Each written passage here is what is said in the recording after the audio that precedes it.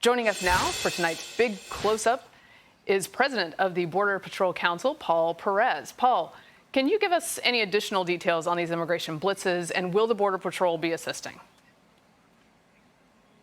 Sure. What I can tell you is President Trump has made no secret of fulfilling his campaign promises to secure this country. And just like Secretary Noem said, we're going to surge resources. We're going to push more people out there. Yeah, that will include Border Patrol. Our agents on the line have done a fantastic job. We're able to send a little bit more help to ICE. They're doing a whole government approach, and this is going to help Chicago and other cities across the United States become safer because of what President Trump is doing. Paul, while Chicago and other cities are resisting the federal law enforcement, including court-issued deportation orders, I might add, attacks on ICE officers are up 1,000%.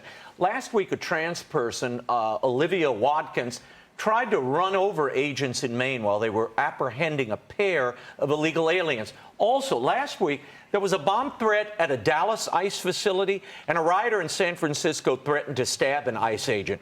What's driving all of these violent attacks, Paul, and why do these people feel so emboldened? It's this dangerous rhetoric. And under the previous administration, they were allowed to do it. I mean, the President of the United States, the Secretary, and the Vice President, they started that smearing of Border Patrol agents and ICE officers when they went after our agents and accused them of whipping Haitian migrants. They knew that was false. They knew that wasn't true, but they still spun that narrative. And it started back then. And so we're not going to stop doing our job. The DOJ is going to prosecute those people that come after our agents and officers. They're going to make sure that we can do the job without the repercussions. Paul, thanks for your time on this Saturday night. I have a pretty disturbing case to ask you about. An illegal alien and his girlfriend were recently sentenced to federal prison, 23 and 20 years respectively, for child sex crimes against at least one minor. This is California. This minor was in the foster care system. The details of this crime are pretty disturbing. The defendant in this case preyed on some of our most vulnerable members of our community, our foster youth, to include the victim in this case. They picked her up from another minor's home. She had already consumed Xanax while at that minor's home. They then provided her with alcohol. She was in and out of consciousness, and they thought she was overdosing. And in response to thinking she was overdosing, the defendant then blew methamphetamine smoke into her face. The Border Patrol, ICE agents have done an incredible job getting people off of our streets here in America, particularly sex offenders. But, Paul, are we still at risk of these criminal illegals, like individuals like this, coming across our border?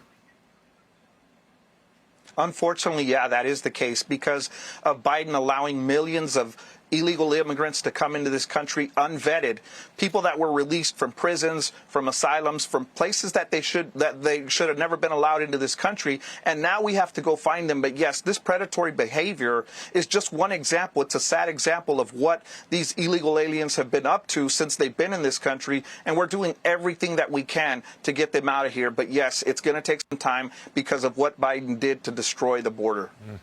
Paul, thank you for your incredible dedication. A federal judge blocked the Trump administration from transferring unaccompanied Guatemalan children back to their home country. The DOJ called it a first-of-its-kind pilot program to reunite children with their families. Meanwhile, another federal judge halted the administration's policies aimed at expanding fast-track deportations, ruling that they violate the due process rights of illegals.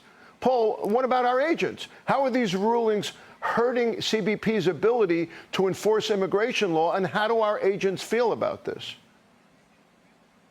Yeah, they're not happy about it. This is judicial activism. These organizations that run to the courts to try to stop us from doing the job that's on the books, the laws that Congress have put on the books, we're not able to enforce them. In this case, they were going to be repatriated to their families in Guatemala and other Central American countries. That's exactly what we should be doing, and they're stopping us from doing that. It's ridiculous. Paul Perez, thank you so much for your perspective and for joining us tonight.